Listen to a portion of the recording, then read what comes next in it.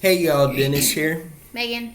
Muddy Water Search and Recovery, and this is our second episode on the Alex Blake VanDalsen case. This is a case that is completely different, something we probably normally wouldn't have come on board with. Alex disappeared. 7 days later, his body was recovered, and this has been ruled a suicide. Alex's mother was asking anybody who could help to please help because she was seeing some things in the reports, especially the coroner's report from the autopsy, that it didn't make a lot of sense. So I reached out to her, talked to her. She sent me a lot of information on this, and I let her know we were going to do this mini-series.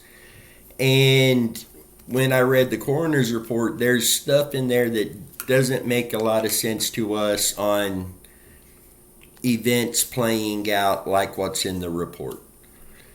So we decided to do this as a mini-series and break it out with you guys so you could help us look into this and help us determine if this was indeed a suicide or if there is something more to this case.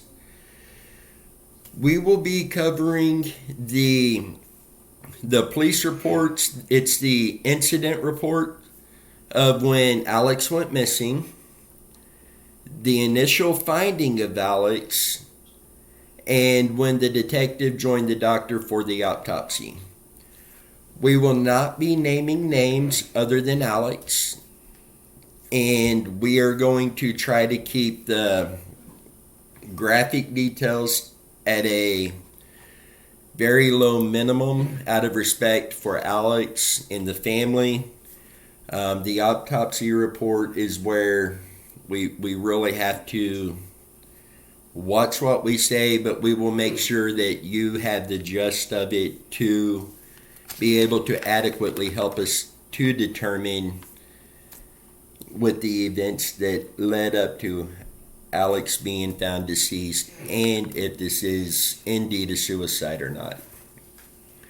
So with that, today you're going to get the officer's incident reports. Tomorrow evening, our third episode will air that goes into the autopsy results and coroner's report, as well as some reenactments to kind of get the gist of what may or may not, what could not have happened that night. Thursday evening, episode number 4 will air, where we add more information into it and we just kind of tie things together and just discuss the whole case as a whole. Friday, we will announce what time it will be on Friday, but Saturday is when we will do the live feed, where those of you who are helping us on this can jump on. We can discuss this. We can answer your questions in more details. And hopefully together we can work to determine if this is indeed a suicide. So with that, Megan is going to go ahead and jump in and take us with the incident report of when Alex went missing. Okay. Like he said, I'm not going to name any names, so okay. On February 4th of 21,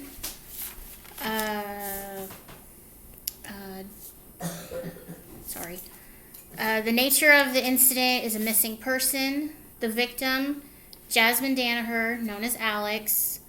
The body-worn camera was activated. Okay. On 2/4/21, I, deputy, was dispatched to the home of Alex in reference to a missing person. Upon arrival, I made contact with the mother. She advised her child, Alex, had been missing since 10 or 11 p.m. on 2/3/21. It should be noted that Jasmine is transgender and prefers to be called Alex, as well as use he, him pronouns. In this case report, I will be using Jasmine's preferred name and pronouns.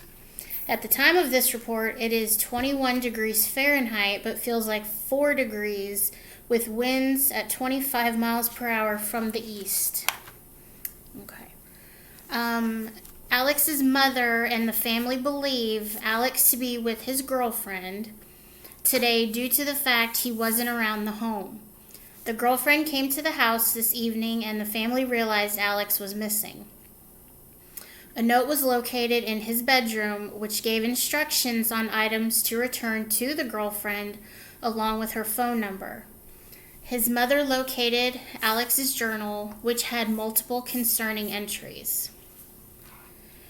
His mother advised Alex is diagnosed with depression and anxiety. Medications typically make Alex very ill, so he does not take them as he should. Should I read that? Yeah, that's fine. Okay. Alex was seen at Sycamore Springs not long ago and stayed for a week due to suicidal thoughts and anxiety. Alex wrote in his journal that therapy was ineffective. His mother looked at camera footage from the security cameras and determined Alex left home at 2040 in one of the vehicles they own, returned at 2230 in the vehicle, then left home for the last time. Alex left on foot southbound on... Yeah. No? No. Okay. He left on foot and went southbound. Then cameras could no longer track him. He was wearing a black sweatshirt with Chevy written in camo, gray sweatpants, and a black beanie.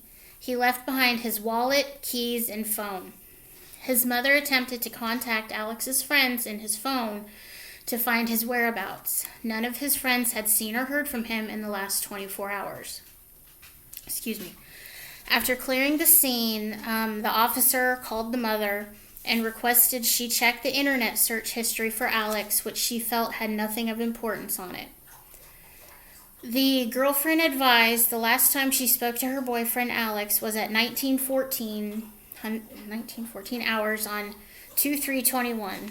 The two had agreed to meet and hang out on 2/4/21. Alex also texted that he missed her. She does not know of any locations Alex could be going, nor people he could be meeting. She advised Alex had shown her a handgun he had not long ago. A handgun was also mentioned in one of the notes uploaded to evidence.com. The girlfriend was unable to locate this handgun in Alex's room this evening.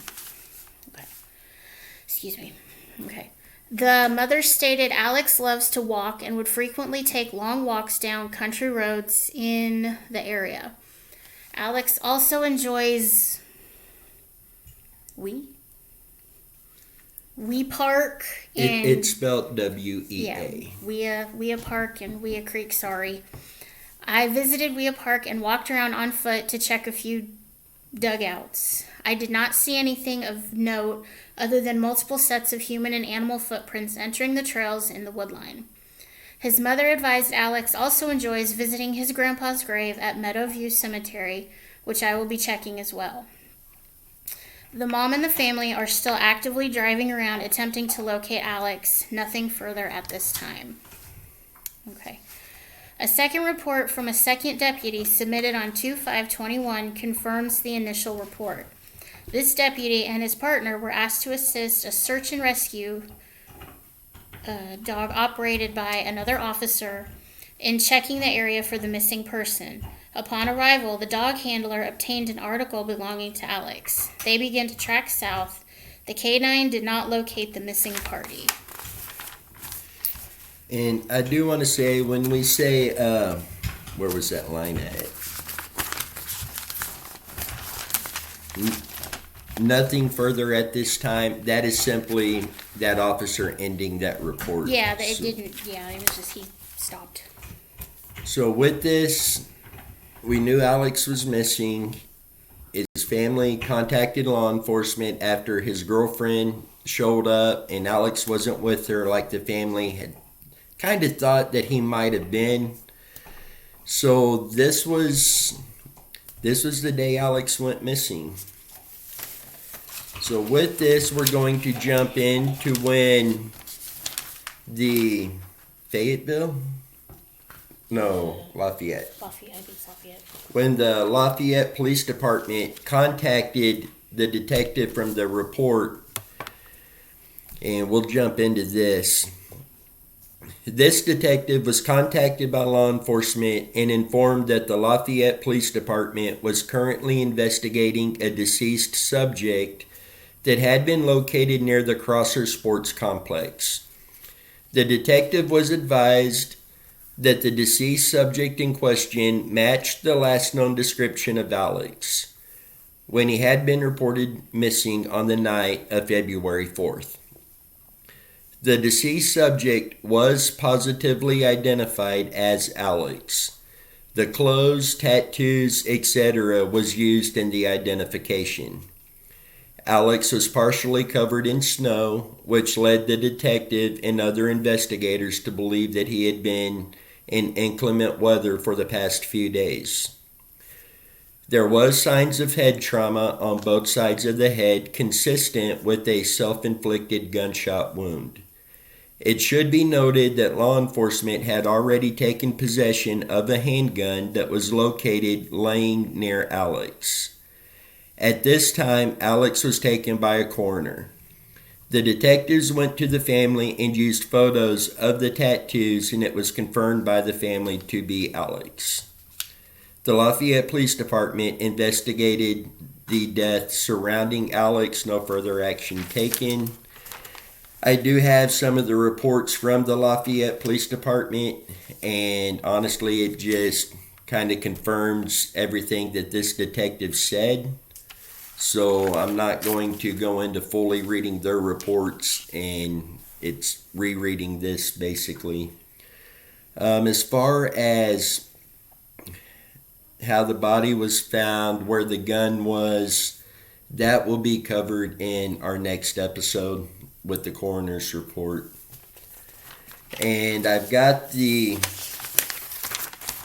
report from the detective who joined the doctor on the autopsy. The date is 2/11/2021, 9:30 a.m.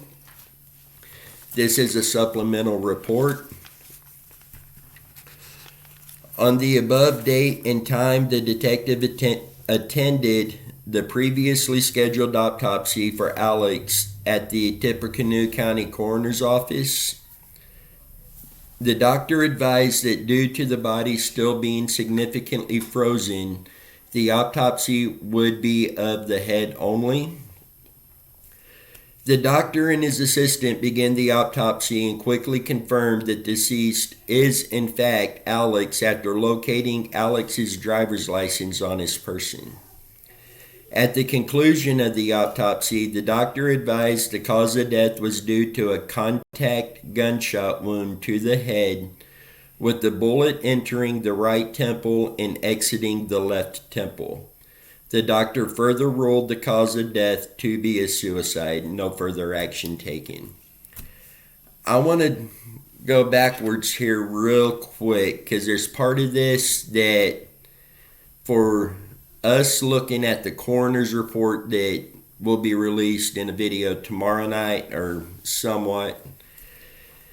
The coroner determined that the bullet entered the right temple and exited the left temple. And with the coroner's report in our next episode, you're going to see why this is so significant. And this was the start of a lot of questions. And Chrissy should be with us when we do that video. I'm hoping so anyway. But we will be releasing that episode tomorrow evening. And, you know, this, it's not the type of case we would typically work on. But the more we looked into this, the more our hearts went out to Alex and his family. And obviously, we have our theories on this case, and we are trying to be very careful that we don't come on here and fully portray our theory at this point. Simply because we need you guys' help to really determine if this is a suicide or not. I know with these reports, it all looks to go that direction. Yeah. But when we do our next episode, and that airs tomorrow evening, you will see there's things in there that... There's a lot of inconsistencies. Yeah, it makes you question. And with that, please be sending your thoughts and prayers out to Alex's family and those who were close to Alex. They're absolutely devastated and just wanting answers. Hopefully, together, we could help them find answers. And I said in the last episode, my biggest fear at first was, this is a family that doesn't want to accept that suicide may be the answer to that question. But she is very open to that mindset that this is a very real possibility. So I don't believe she is in denial of that. But when we get into the coroner's report, I believe you're going to see where she, by rights, has questions on if this is right or not. Yeah. So with that, if you have any questions on what we've covered today or our previous video, please email me and reach out to me that way, or send me a text message. My contact information will be down in the descriptions, and I will try to get that answered for you. And be sure to watch our video tomorrow night, and then Thursday night, and then our live feed on Saturday. If you haven't subscribed to our channel already, please hit the subscribe button, like the video, and share some of our videos. Share some of these cases. Help us get these cases out in the public eye. And together, we can help find some of these missing people. And we can help some of these families find the answers they are looking for. Is there anything else you would like to add? So till next time, you guys stay safe. And let's find some answers, and let's bring some of these people home.